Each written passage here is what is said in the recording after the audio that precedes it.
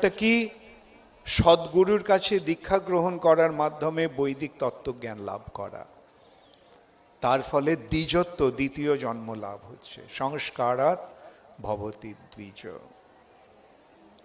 তখন বেদ অধ্যয়ন করার যোগ্যতা লাভ হয়। বেদ পাঠাৎ ভবেদ বিপ্র ব্রহ্ম জানাতি ইতি ব্রাহ্মণ।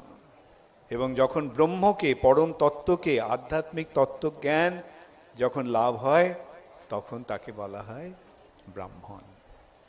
এই ব্রাহ্মণত্ব জন্ম অনুসারে হয় না, এটা গুণ ও কর্ম বিভাগস্য। ভগবান গীতাতে বলছেন যে চাতুর্বর্ণং ময়া সৃষ্ট, চারটে বর্ণ, ব্রাহ্মণ, ক্ষত্রিয়, বৈশ্য, শূদ্র, চাতুর্বর্ণং ময়া সৃষ্ট, আমি সৃষ্টি করেছি।